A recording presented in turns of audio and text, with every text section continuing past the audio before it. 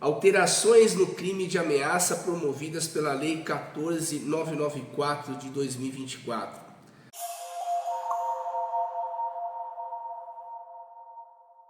Sejam bem-vindos ao canal Lei Maria da Penha em Foco, sou o Júlio Gonkowski e no vídeo de hoje faço uma análise da Lei 14.994 de 2024, que instituiu uma série de alterações no âmbito da Lei Maria da Penha. São alterações importantíssimas, então eu vou tratar cada alteração num vídeo diferente para ser mais pedagógico, para termos tempo de analisar de forma mais criteriosa cada alteração levada a efeito por essa lei, perfeito?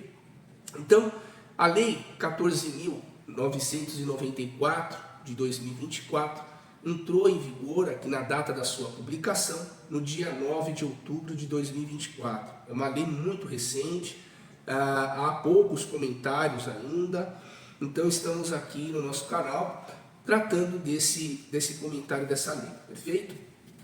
A lei, comento, ela busca, na esteira dos movimentos já legislativos da Lei Maria da Penha, recrudescer, aumentar com maior rigor a penalidade para aquele que comete crime no âmbito da violência doméstica e familiar, né?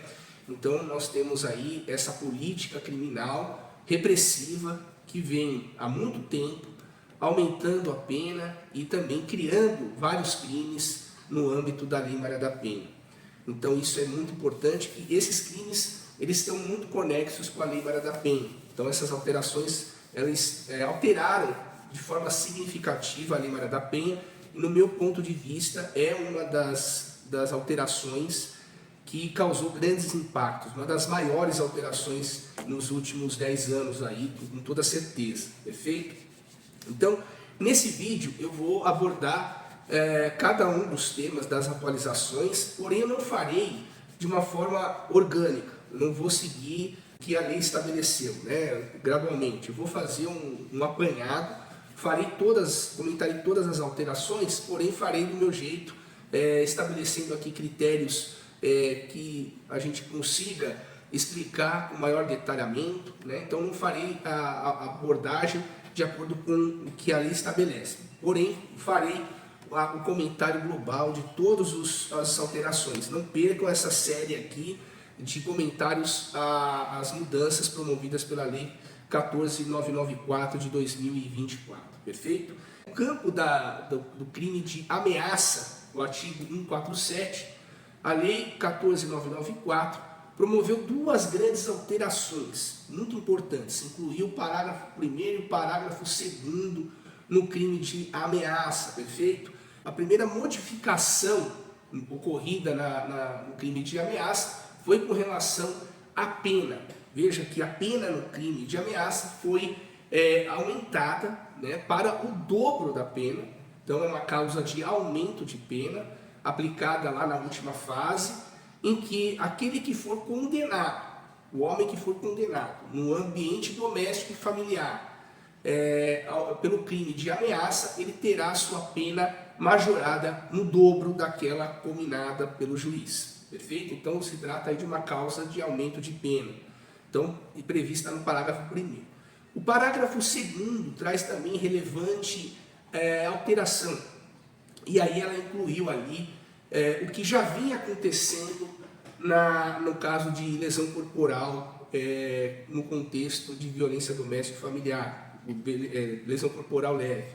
Então, da mesma forma, estabeleceu o crime deixou de ser ação penal pública condicionada à representação da ofendida e passou a ser de ação penal incondicionada desde que o crime seja cometido no ambiente doméstico e familiar contra a mulher. Então prestem atenção, não significa aqui que o crime de ameaça deixou de ser condicionado à representação, ok? Ele continua, em regra, sendo de ação penal pública condicionada, ok? Anota aí.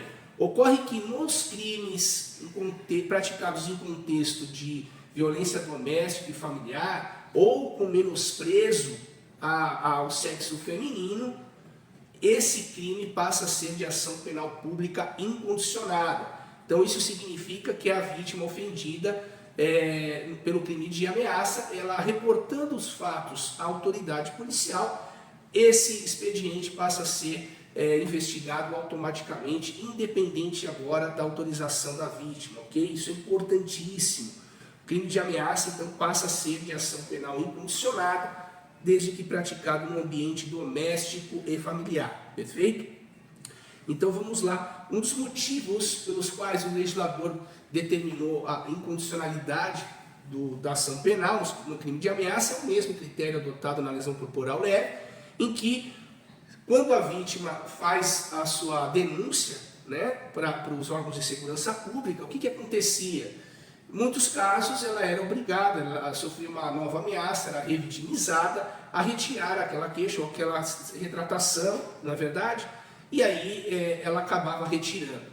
Ocorre que a Lei Maria da Penha, no artigo 16, ela já tinha um dique de contenção, dificultava a vítima de fazer a sua retratação, porque quando ela fazia a representação, para retirar, no caso, se retratar, ela tinha que ter uma audiência específica lá no artigo 16 da Lei Maria da Penha.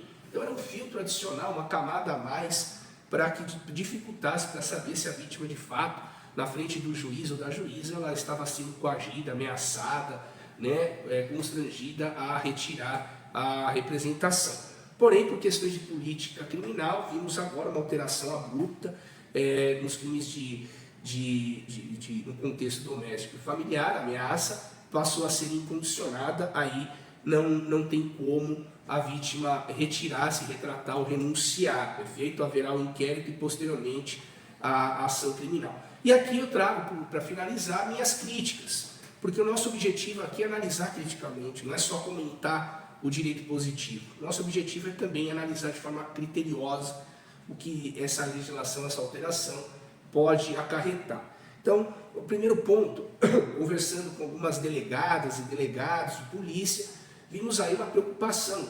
O aumento do número de inquéritos policiais, isso de fato vai atrapalhar muito o andamento de outras investigações, porque a polícia judiciária, a valorosa polícia judiciária, não tem contingente e aparelhamento suficiente para cobrir toda a investigação de todos os crimes.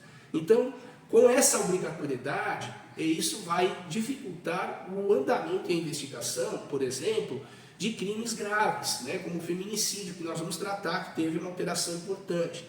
Essa lei, a 14994, ela é conhecida por ter instituído o tipo autônomo de feminicídio e por ser conhecida também por ter criado a maior pena prevista no nosso ordenamento jurídico de 40 anos para o crime de feminicídio. Mas as alterações não param por aí. Existem alterações importantíssimas como essa que nós estamos trazendo a vocês.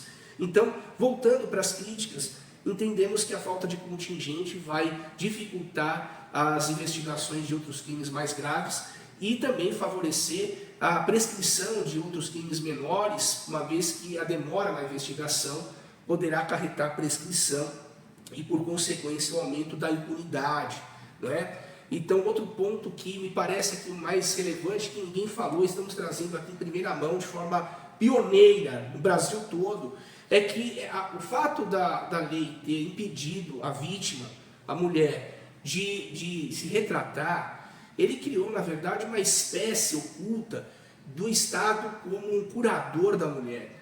Ele, nas entrelinhas, está dizendo que a mulher não teria capacidade, o discernimento para avaliar se ela teria condições de se retratar ou não. O Estado aí está funcionando como uma espécie de tutor da mulher, né? Isso vem muito na contramão do pioneirismo das mulheres, da vanguarda das mulheres, de conseguir elas um espaço cada vez mais no topo, como é merecido, não é? Então, essa conduta de tutelar demais interferiu na autonomia da vontade, na autovaloração dos seus atos. Então, a mulher hoje ela não teria condições de se retratar, por exemplo, assim como o homem tem condições de se retratar. Então, houve até um desequilíbrio, né, da paridade, da igualdade, uma vez que a mulher é plenamente consciente dos seus atos, não precisa do Estado para, nesse caso, avaliar se quer ou não ver o autor do fato processado. Então aí é uma ingerência indevida do Estado, uma ingerência discriminatória, uma vez que, repito, o Estado, no meu ponto de vista aqui, ele vai cuidar da vítima, da mulher, como se ela não tivesse capacidade de discernimento, de auto-vontade, né? De trazer a sua vontade ali para determinar se vai querer ou não ver o autor do fato processado, perfeito? Outro ponto é esse recrudescimento da lei, da pena, ele vai trazer também o direito penal como primeira ratio, onde na verdade o direito penal tradicionalmente sempre foi concebido como última trincheira, como dizia Nelson Hungria, uma última trincheira do direito penal. E nas últimas alterações legislativas o que nós estamos vendo é o direito penal servindo como instrumento de tutela principal, né? Então, na verdade, o que nós propomos aqui é uma solução equilibrada, uma mediação familiar, instrumentos não penais para dirimir os conflitos familiares e domésticos, e não sendo suficiente esses instrumentos de controle social, aí sim o legislador poderia lançar a mão do direito penal, que é a última trincheira, uma vez que se trata do controle social, formal, institucional mais pesado, mais enérgico, e não o contrário, utilizar esse controle como o primeiro recurso para lidar com os problemas de violência doméstica e familiar, perfeito? Então, entre outras questões, essas são as nossas principais impressões. Obviamente, nós teremos outras que a prática vai nos mostrar e também a doutrina e a jurisprudência vão também poder se debruçar. Mas essas aqui são as nossas primeiras impressões. Então, se esse vídeo fez sentido para você, dê o seu like, compartilhe ele, se inscreva no nosso canal. Isso é muito importante, junte-se a nós, aqui é no Fio do Bigode, e lembre-se, respeitem as mulheres.